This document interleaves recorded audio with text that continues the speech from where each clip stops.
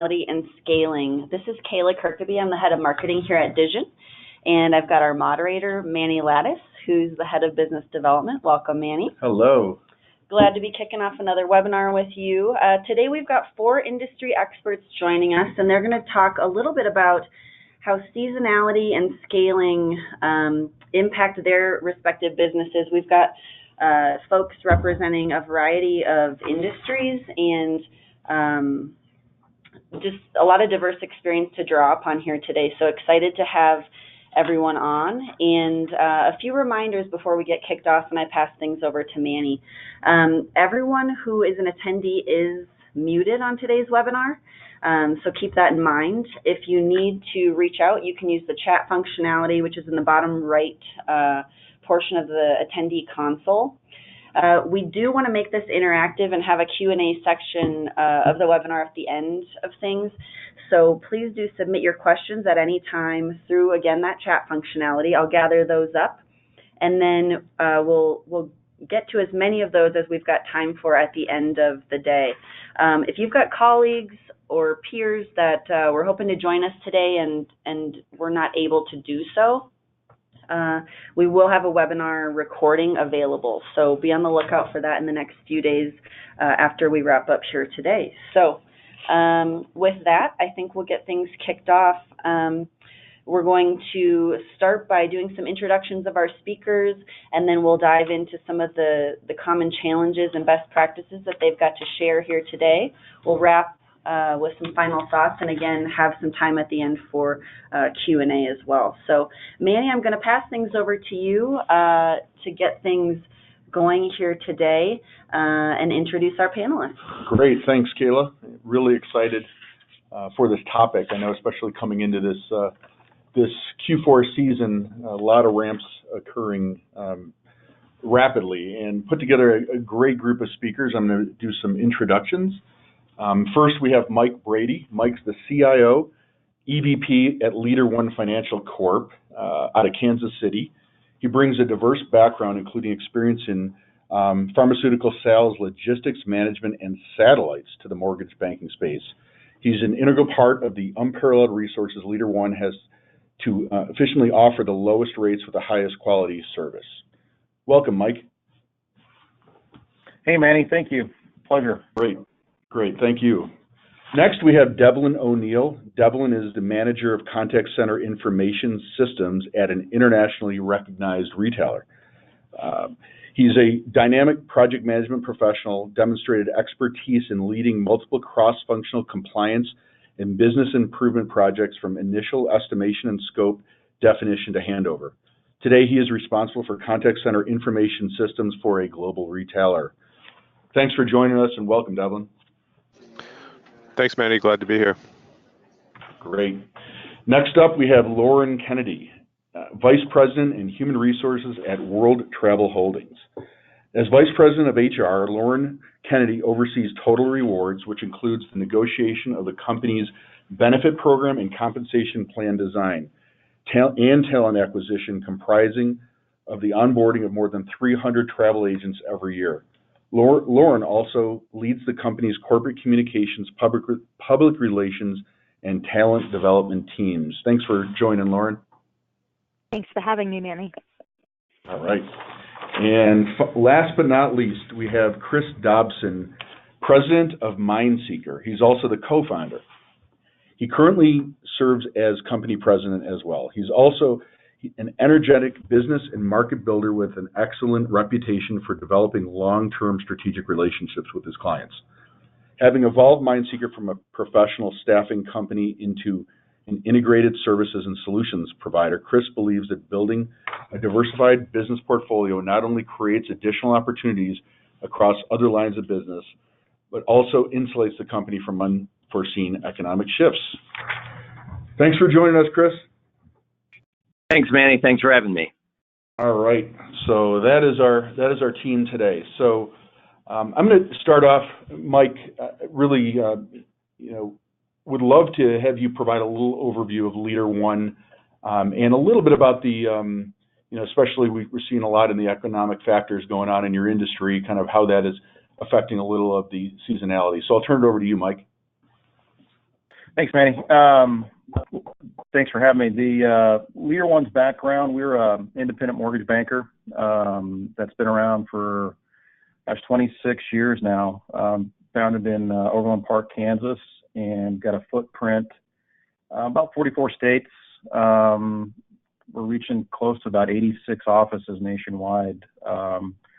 Traditional brick and mortar infrastructure, boots on the ground. We deal primarily with our real estate partners.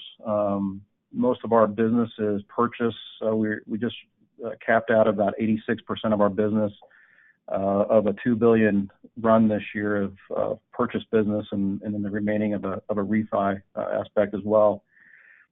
We chose that model years and years ago just because of key indicators from economic forecasts that we were kind of seeing in the future. Traditional technology improvements for customers, both nationwide and state specific, of how they wanted real-time data, and we really started seeing that push towards a purchase business from a scalability standpoint, from an economic standpoint, especially from a mortgage lender, because the ebbs and flows of refinances are up and down and very unpredictable and short-lived as well. One of the biggest things we have difficulty time is in forecasting, is we rely on a lot of our branch managers to give us, boots on the ground, key metrics of what they're seeing in their own individual markets. And so we rely heavily upon what they give us from a financial, fiscal, and a budget standpoint. And then we look at KPIs, or key performance indicators, year over year, and we drill it down into specific census data, county data. We're monitoring multiple sites to include Zillow, Truilla, multiple areas, to get key performance indicators of what people are doing in the different markets. Obviously, the economics impact, different administrations impact, the CFPB impacts our world a lot. And even the weather really impacts our forecasting. So we're monitoring multiple systems, multiple weather, multiple data points year over year to really fine tune what we're trying to forecast and build into our models. One, from a warehouse standpoint, from a funding standpoint, to an operational support standpoint. So it's a constant review of data and predictive data analytics to ensure that we've got a support system to help both our internal customers and our external customers. Great, thanks, Mike. Yeah, appreciate that, and I'm sure we'll dig deeper into some of those trends you're seeing. Devlin, I'm gonna turn it over to you, especially being a global retailer, getting into your busy season, I'm guessing. So would you mind just introducing yourself and a little bit about how you're experiencing seasonality? Sure, thanks, Manny. Yeah, I'm fortunate to work for a large athletic retail apparel company based in Vancouver, Canada. We have been a high growth company over the last 10 years, and seasonal growth is kind of just par for the course. On average, we're growing our e-commerce business and the number of interactions that come to our contact center over 25% year over year. And obviously there's lots of challenges to make that happen and make sure that we have the right service levels for our customers and guests. We typically grow, traditionally, our highest period of growth is kind of just after Labor Day. So it's kind of starting now. We'll start recruiting new classes and start training our teams so that they're ready for Black Friday, Cyber Monday, which really is the kind of retail kickoff, or retail Super Bowl, as we like to say. And it really follows on through there till likely mid-February or so. And it spikes, the volume just jumps dramatically. So, we have to be prepared with tools and systems for our teams to use so that they can be effective in the conversations that they're having with our guests and customers. And that impacts all the tools and systems that we use throughout our teams. Thanks, Devlin. I'm sure we'll get into a little bit more. And up next, Lauren, would you mind little background on World Travel Holdings.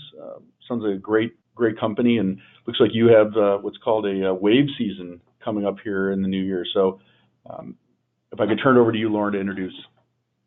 Yes, we sure do. We're ramping up for it now. So at World Travel Holdings, we are the largest distributor of cruises in the country.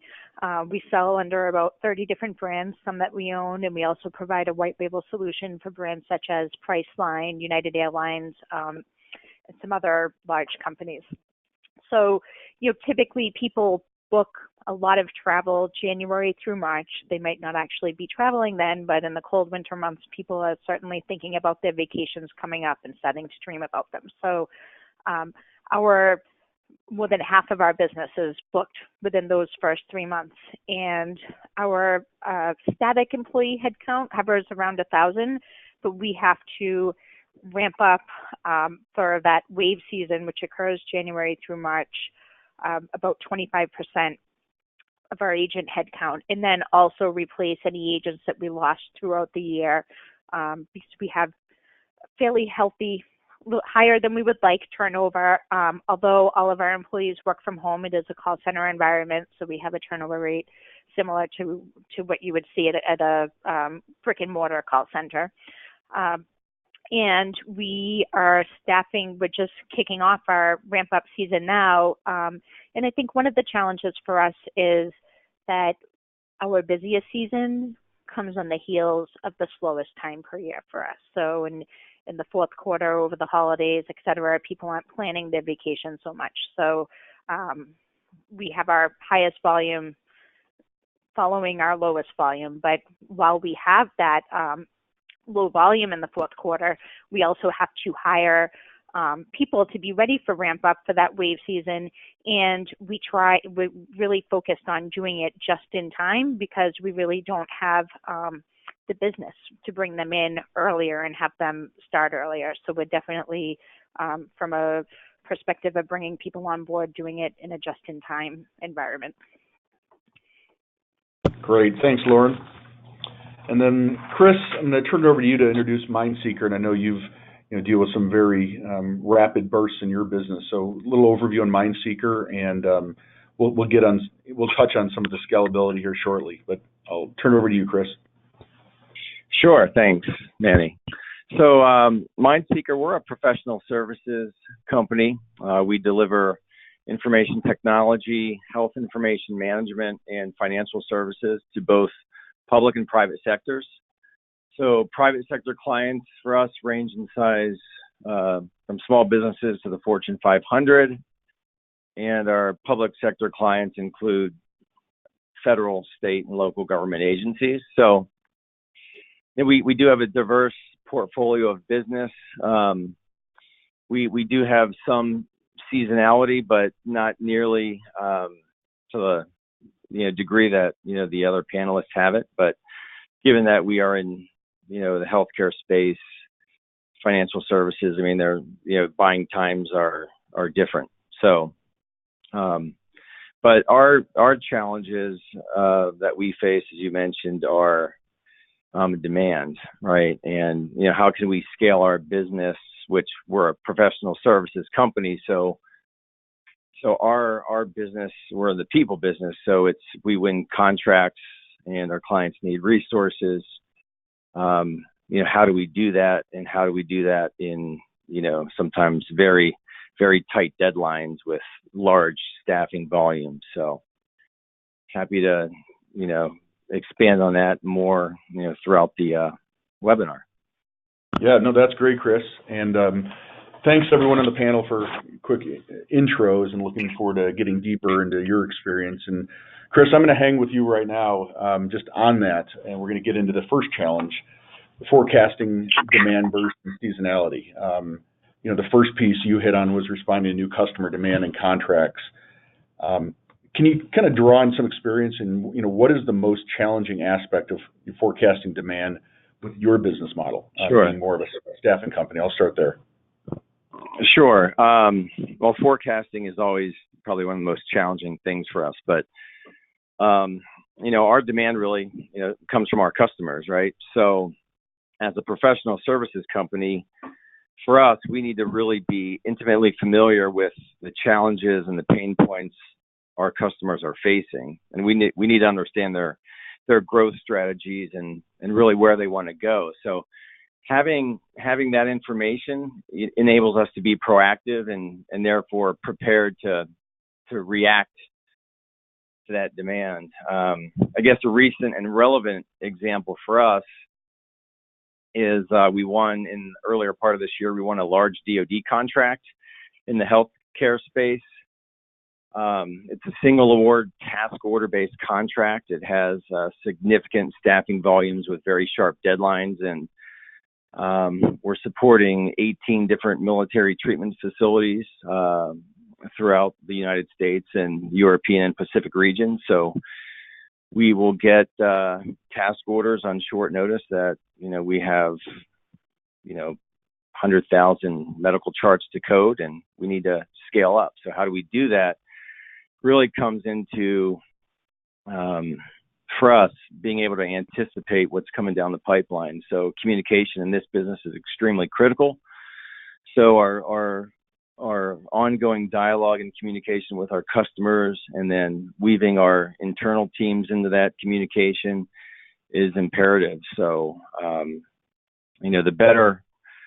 the better we can communicate with our customers and teams, the more prepared we will be, and then we can get our recruiting teams ready and get prepared to staff up. So, that's in a nutshell, our challenges and Great. how we attack. Thanks, Chris. Thanks a lot, Sure. Chris, and congrats on that new contract. That's real exciting. Thank you. So up next, Mike, I'm going to turn it over to you and talk a little about the macroeconomic factors. Love your perspective on the economic side. You talked about weather, things like that, but any best practices in terms of forecasting demand spikes that you can share with the audience? It's really, yeah, Manny. So what we really do is we are a student of the past, and we love history, and so we're always looking back of the past 5 to 10 years, because it seems like within our industry the cycles occur about every 6 to 8 years throughout that piece. So we're studying the past. We're always kind of looking at current trends within the industry, what the real estate partners are doing. But from an economic standpoint, from a forecast, we always go and look at the past data and then really drill down into subsets of time within each quarter, within each month, and with each branch of what they were doing differently. We look at, it's kind of minuscule, but we even look at all the credit pulls that our loan officers are doing from an activity standpoint and how that matches over from year over year from an app to close ratio. And then we look at the funding ratios based upon quarterly data and geographical areas that we're monitoring. And then we also look at, what does that look like from all of that data? Where do we put a new branch? Where do we tell our loan officers to go, quote unquote, go fishing?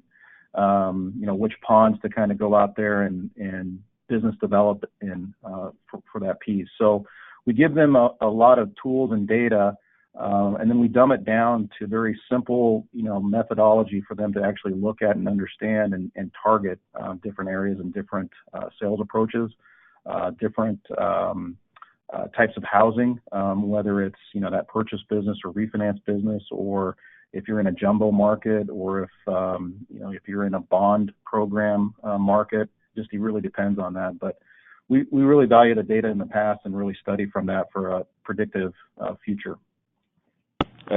Great, Mike. Thanks for providing that.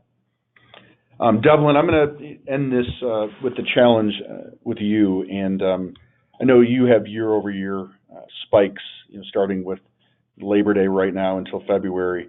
But any key learnings or kind of best practices you might want to share with the team that deals with similar spikes that you guys experience?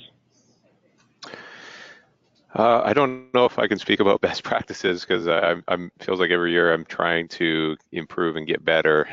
I think we're one thing I guess I can share is just how the leveraging cloud technologies has really helped us to enable to scale our business with more ease than we've done in the past with either on-premise systems or internal tools.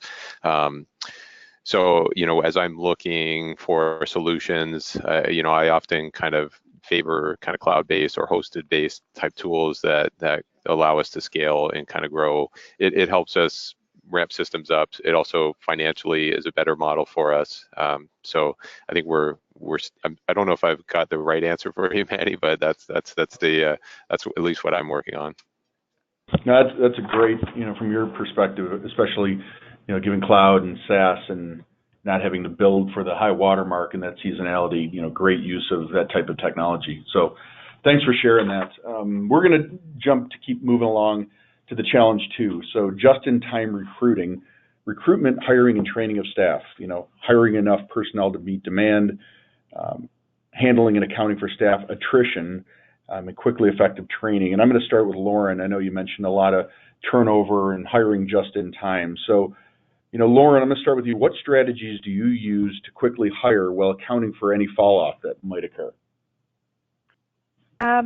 Well, first of all, we cast the widest net that we can because all of our sales and service agents that we're hiring from work from home. We have people in about 42 states. We use pay per click and kind of cast the widest net that we possibly can to get as many applicants into the funnel as we can. And once we have that, what we do is we really try and hire our new hire classes as close to the hire date as we possibly can, because what we've seen, although we've been transitioning our call centers to a work from home model for the last 10 years, and it's completely work from home now, over that transition, the external environment has changed. 10 years ago, when we were hiring people, training them at home and having them work from home, there weren't too many other people who were doing that at the time in our industry or out of it. A lot of people were doing hub and spoke and other different types of things, but not hiring from home. So we didn't have a ton of competition then, but we do now. So as other employers have been embracing the work from home opportunities that technology has provided, what we've found is if we hired, if we hired too soon before the class start date, then we lose more people. So where we used to assume that we might have, we typically have training classes of about 30, 35 people. We used to assume we might lose a couple between when they accept offers and when they start. But this past year, our pre-class start attrition was over 20%. It was actually closer to 30.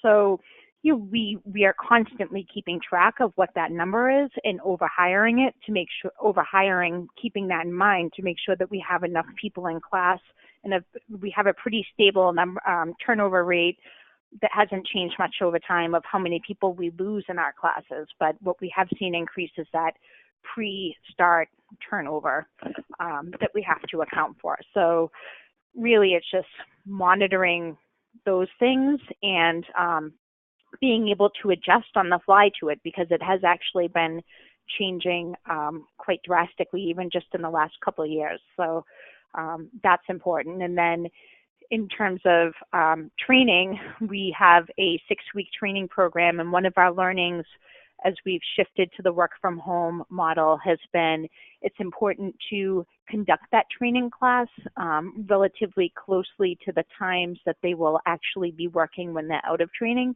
We're a 24/7, 365-day operation, so our schedules really span the gamut and definitely include for new hires nights and weekends. And a learning for us there was not to train them during the day and expect them to be okay with, starting their, 2 to 9 or 3 to 10 shift. Great. Thanks, Lauren. Chris, I'm going to ask you the same question, and I know you're in the people business like Yep. Lauren. Similar experiences, with kind of overhiring and, what's your approach to training the new staff, in the just-in-time model? Yeah, well, being, when I started the business, right, we were a pure staffing firm, and then, we transitioned the business model. So as a services company and, getting the demand and meeting the demand, hiring. So the question again, sorry, Manny. Oh yeah, no. The question is, how do you kind of deal with the demands of your customers? And I know Lauren talked about overhiring and Right. hiring training Right. classes of 35, knowing that several will fall off, and any kind of best practices to training in that window. Yeah, well, we have.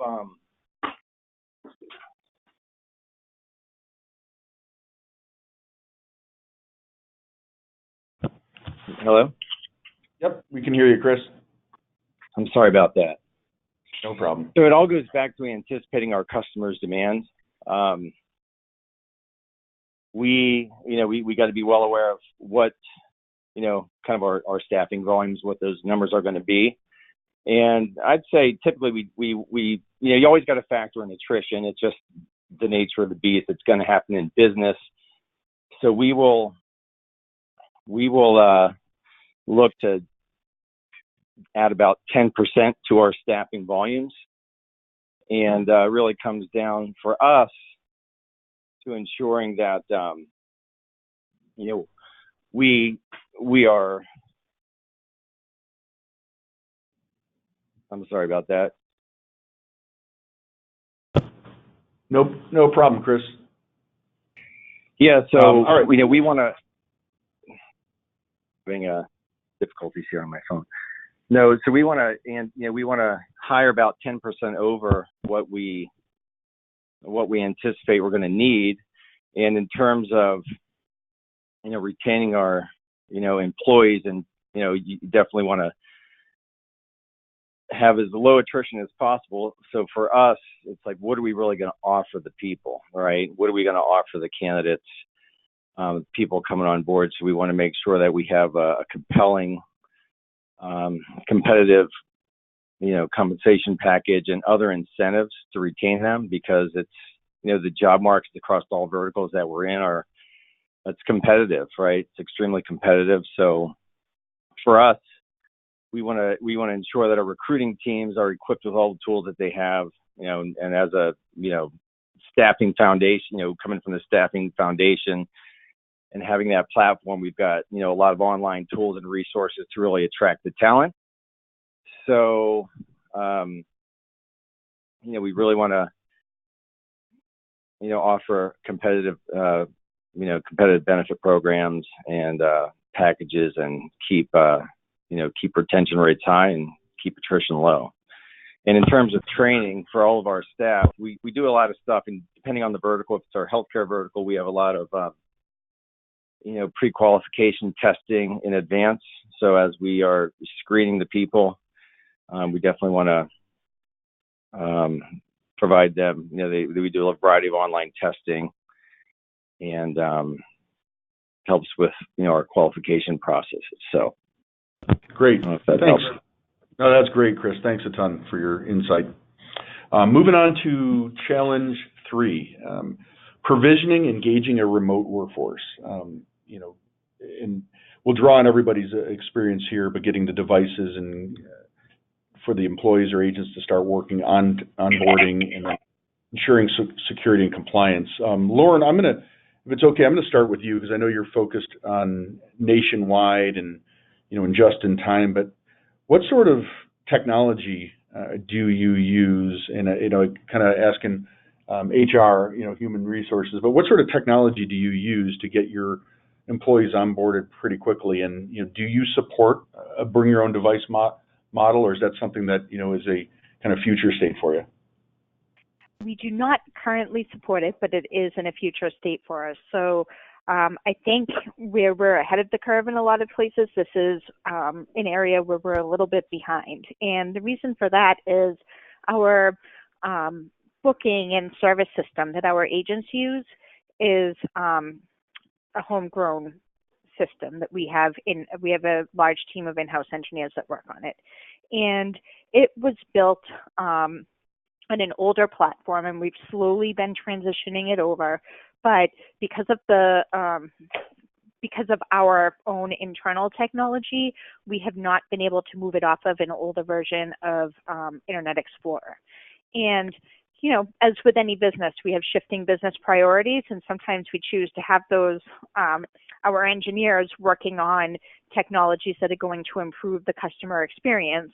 And to be honest, sacrificing a little bit the agent or employee experience that we have using our back-end systems. So we're actually in the process right now of just kind of removing those final handcuffs, and we'll be able to switch to a newer technology soon, which will give us the option of bring your own device and some services such as what Vision offers. But today, during our ramp-up season, my technology department looks like a FedEx office. So we send out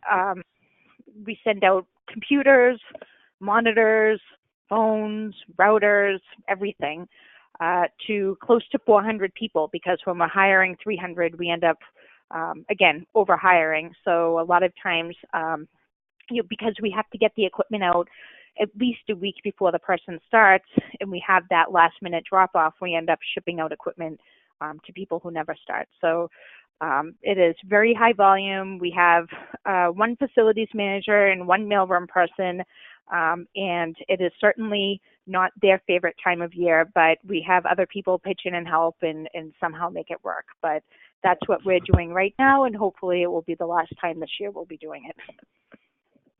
Absolutely. We hear those types of challenges, especially in a work-at-home environment. So, and I love your story around FedEx. So I'm sure a lot of our customers feel like that. Devlin, if it's okay, I'm going to turn it over to you. And I know you're a big proponent of cloud. Could you just, without maybe naming vendors or whatnot, what sort of technologies have you moved to the cloud, and how has that helped you with your, seasonal ramps? Yeah, it actually kind of, one of my first projects working with our contact center was, an implementation of a cloud CRM platform. So we had been on a cloud-based CRM, and we kind of moved into a newer version of the product. So we've been using that for about 3 or 4 years. We then moved last year to a cloud-based phone system, which enabled a whole different set of capabilities for us. Took a lot of resiliency to have on-premise infrastructure, or even have our agents on-premise, or have kind of VPN access or soft phone access. That it just limited what we had to architect internally to get the results that we were looking for. So since those two tools have been enabled, we've now have like a work from home program. So we have remote agents out in the field doing what a lot of other businesses are doing or have done for quite a number of years. It also has allowed us to expand our operations significantly internationally. So we have contact centers that we've spun up in Hong Kong, Seoul, Korea, Melbourne, Australia. We're looking at opening another one in Tokyo next year. So it's really added a ton of capability. So we in addition, we're leveraging a cloud-based workforce management tool. So really the part of our challenge today is how do we deploy existing on-premise applications to these securely to our teams that are now becoming so diverse. So actually the move to the cloud has been great. And what's our biggest challenge today is dealing with our legacy on-premise tools and applications. Great. Thanks, Devlin. And then Mike, I'm going to end this question with you. And given your branch model and that kind of just-in-time seasonality, how do you balance security and control with meeting the demands of the business? When I have a loan officer and they got to start tomorrow, how do you, from a CIO role, kind of work on handling that? Exactly. I'm the master of herding cats. It's a daily challenge, because within our environment, we kind of know about 45 days from a recruiting standpoint, when they come on board. But unfortunately, when they give the notice, their former company just shuts everything off, and instead of having 2 weeks, we've got 8 hours to get them onboarded. So we support kind of a hybrid. We support both a virtual solution, BYOD, remote users.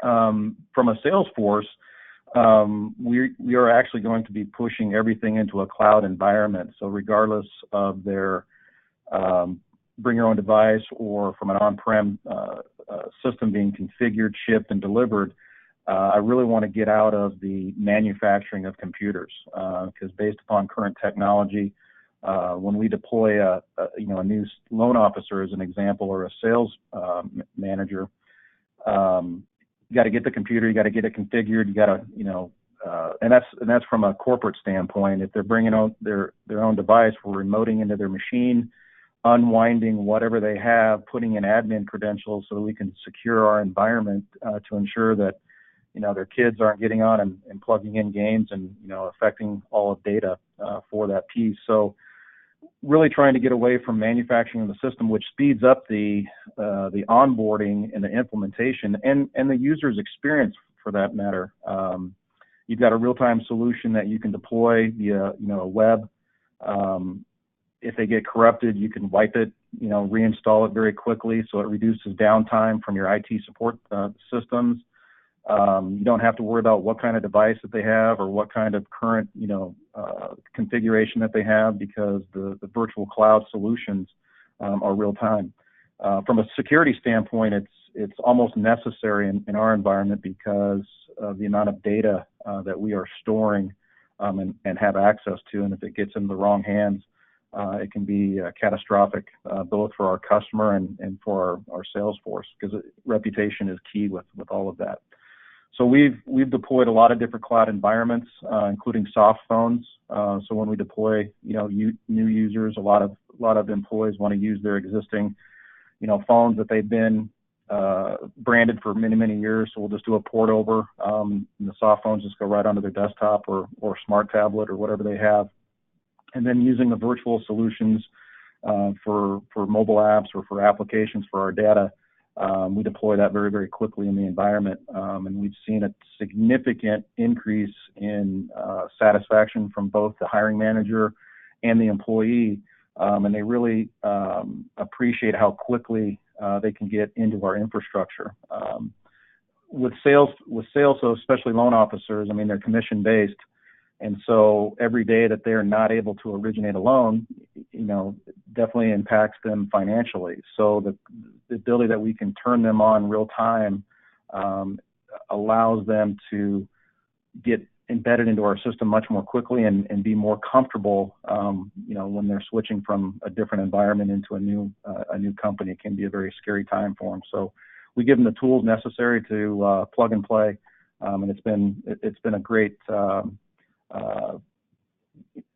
system to deploy for our customers, both financially and user experience.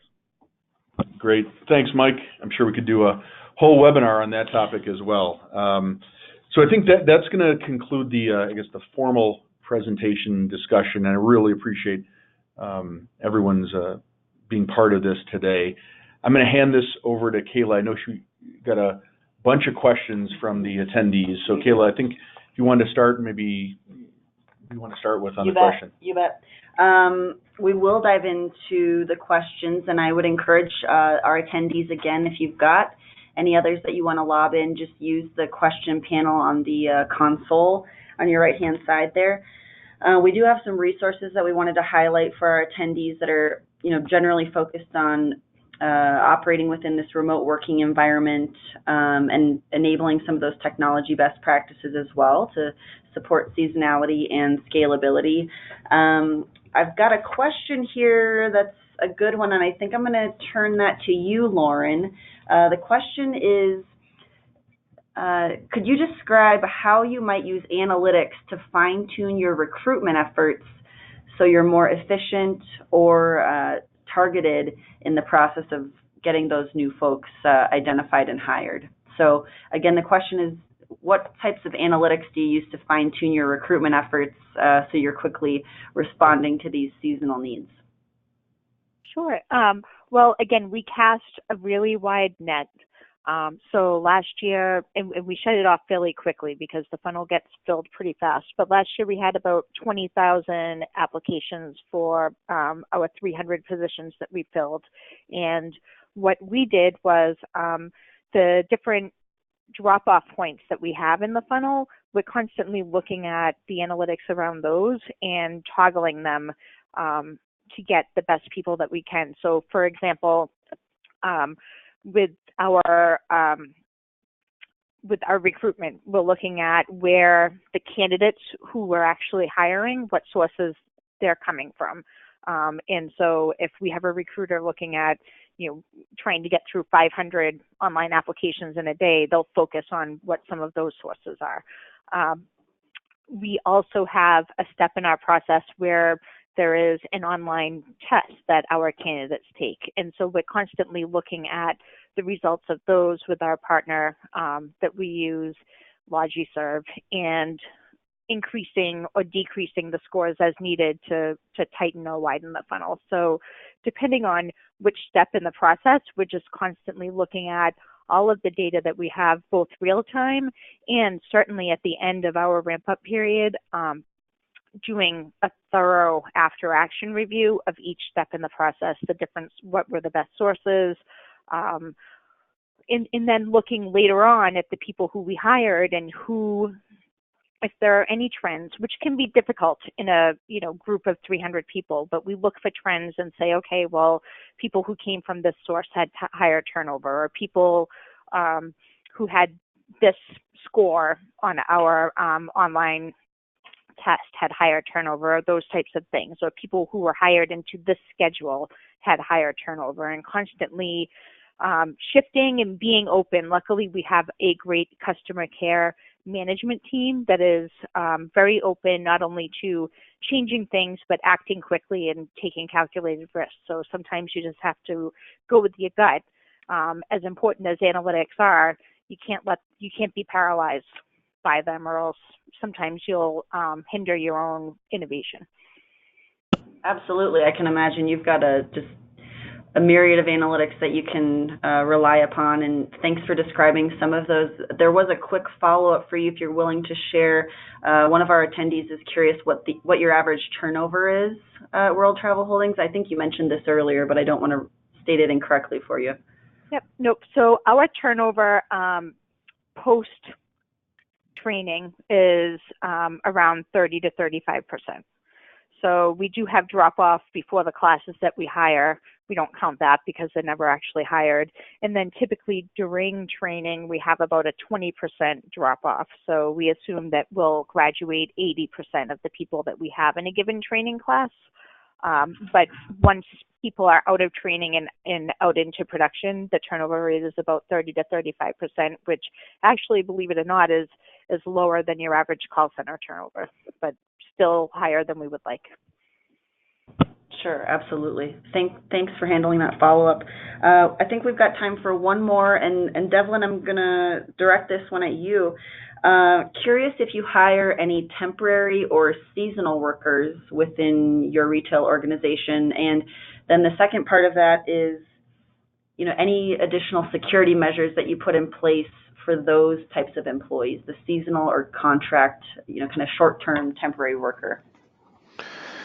Yeah, retail definitely depends on seasonal workers, be it in our stores or in our contact centers. There's definitely a huge influx. I don't think we do anything particularly different in terms of security.